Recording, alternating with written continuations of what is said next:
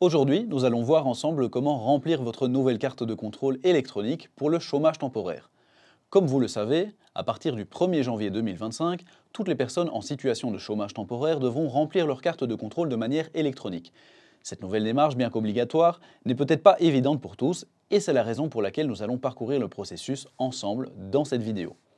Avant de commencer, il est important de noter que les travailleurs de la commission paritaire 327 ne sont pas concernés par ce changement. Si tel est votre cas, rien ne change pour vous et vous pourrez continuer à utiliser la version papier de votre carte de contrôle, même au-delà du 1er janvier 2025. Premièrement, je vous invite à vous munir de votre smartphone. Rendez-vous ensuite soit dans l'App Store si vous possédez un iPhone, soit sur Google Play si vous êtes sur une interface Android. Vous aurez besoin d'y télécharger deux applications différentes. La première, c'est IT'Me, qui vous permettra de vérifier votre identité avant de compléter votre carte de chômage. Téléchargez ensuite l'application EC3.2 Chômage temporaire, qui est l'application sur laquelle vous aurez accès à votre carte de contrôle.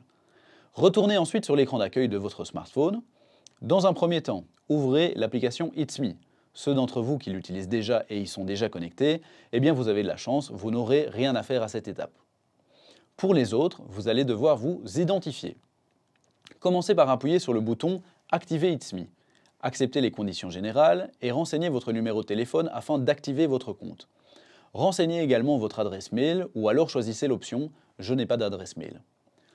Ensuite, plusieurs possibilités s'offrent à vous pour vous identifier. Choisissez celle qui vous convient le mieux et suivez la procédure indiquée sur votre écran. Une fois l'identification terminée, vous recevrez un code de confirmation par SMS que vous devrez encoder, après quoi vous choisirez un code qui vous permettra d'accéder à IT'Me. Puis, une fois que le compte est actif, cliquez sur Démarrer et retournez ensuite sur l'écran d'accueil de votre smartphone. Maintenant, vous allez pouvoir remplir votre carte de contrôle. Ouvrez l'application EC3.2 Chômage temporaire et cliquez sur le bouton S'identifier. Choisissez alors l'option d'identification au moyen d'IT'Me et suivez la procédure affichée sur votre écran. Si vous rencontrez des difficultés lors de cette étape, je vous invite à vous adresser au centre de contact de la Sécurité sociale. Lors de votre première connexion, vous devrez d'abord confirmer que vous avez lu et que vous acceptez le manuel ainsi que les conditions générales d'utilisation de la carte de contrôle électronique. En acceptant la déclaration sur l'honneur, vous acceptez simplement de procéder uniquement de cette manière à l'avenir. Fermez ensuite la fenêtre qui vous informe de vérifier votre affiliation à un organisme de paiement, tel que la CSC par exemple. Sélectionnez ensuite le nom de votre employeur par qui vous avez été mis au chômage temporaire et choisissez le mois de votre première utilisation de cette carte de contrôle électronique. Le calendrier s'affiche désormais sur votre écran, vous allez donc pouvoir compléter votre carte de contrôle.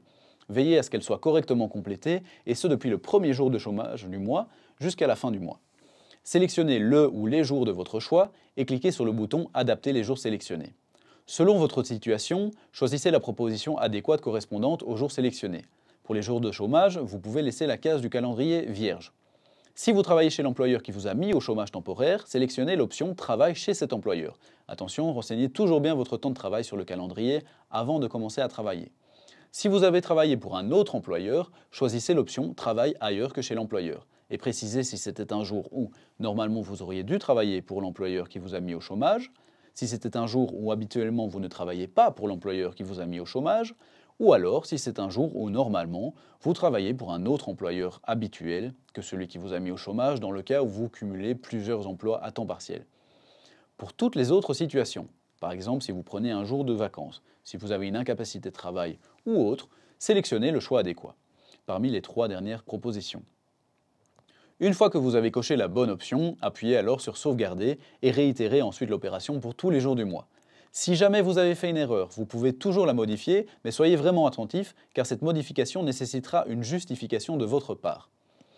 Lorsque nous arriverons à la première date d'envoi possible du mois pour votre carte de contrôle, un bouton « Envoyer la carte de contrôle » apparaîtra en dessous de celui « Adapter les jours sélectionnés ». Vous pourrez alors envoyer la carte de contrôle et elle disparaîtra de votre application. Et voilà, vous savez désormais comment envoyer votre première carte de contrôle en ligne via l'application EC3.2. J'espère que cette vidéo a pu vous aider dans cette nouvelle démarche et je vous souhaite à tous une très bonne continuation.